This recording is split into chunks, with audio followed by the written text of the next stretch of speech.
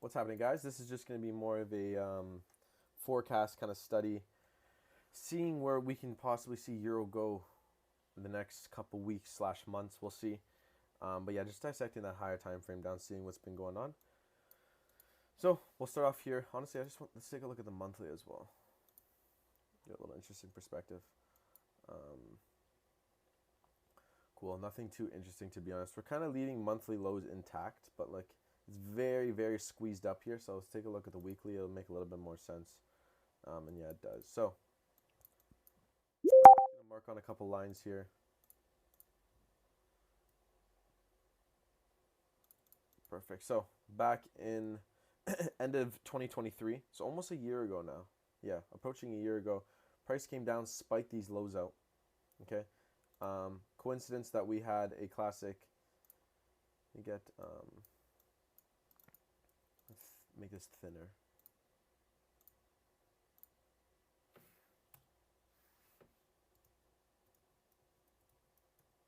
Perfect. So, oh, I guess I didn't want to do that.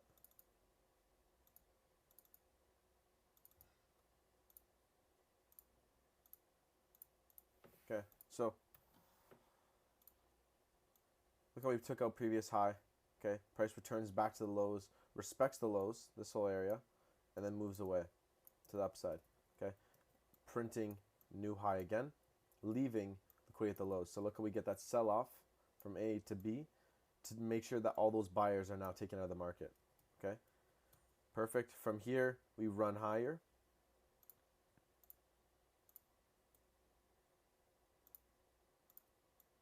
And respect that high and move lower, okay? To hunt what? Buyers again. We've left now liquidity at the highs, so what we can do is you can mark that out. Perfect. 1.12758.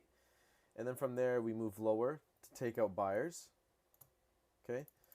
And when from there, if we hop on, let me make sure this is visible, perfect. Hop on the daily, open up this price action a little bit right here. We get this nice buildup of liquidity before taking out here. So the price purposely builds liquidity here, okay, takes the lows out, and then runs for the buildup that we had, that internal liquidity. Now retail is going to see this as their BOS, right? So these areas, these regions are all going to be known as traps. Okay, perfect trap here. Another false area is going to be just down here at the low, which we respect. Oops. Just like this, perfect. Look how we get that even false reaction up.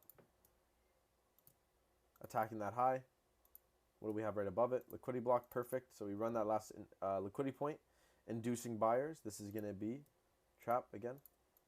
So we're just building a shit ton of liquidity at the lows. And then ends up running for this guy down here.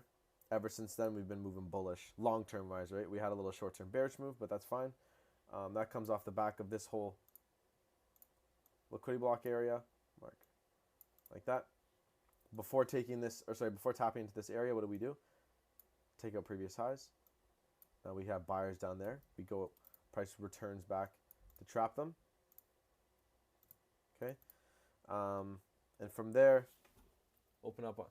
So just here, all we can see is one big bullish daily candle. So I'll simply just go down to the 4 hours so we can dissect this a little bit more. And you can see what happens. Price takes out previous low, okay, to induce sellers, then traps them.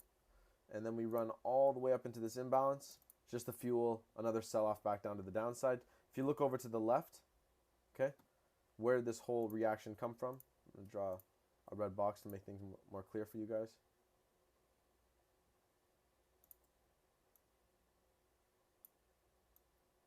Boom, just like this. We hunt that, okay, and then we take out internal, clear the buyers at the lows, okay, after inducing them down here, okay, buyers enter the market here, boom, false reaction up, and then we trap the buyers, and ever since then we've been moving bullish, okay. We attacked some highs over here. I don't know if we ran this. Yeah, we did. We attacked some highs here, which caused that pullback. Okay. making us go bearish. We finally hunt for enough internal down here, and then we fueled that big NFP long up. So hop onto the daily, or actually we can use the weekly first. But where do I think this thing can head now? A couple different things we can go over is, so we have now left a big wick to the downside, right? After we spiked out all this internal liquidity, flipping that whole weekly candle bullish.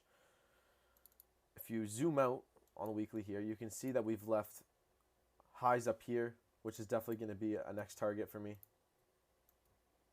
Oops. Let's get rid of this. This is definitely going to be a next target, okay?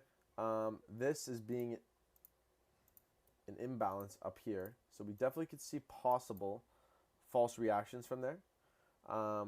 Overall, it's hard to tell where we can head to next right away because we can easily respect the highs a little bit, okay? Let's hop onto the daily. So yeah, we're at this high right now. Is it possible that we can easily that we can respect it temporarily? Sure. Well, maybe what we can see is that the next day could open up, leave us a daily low, okay? Maybe move up, consolidate maybe on Monday. Tuesday, come down, spike out daily low, okay? And then maybe continuation up.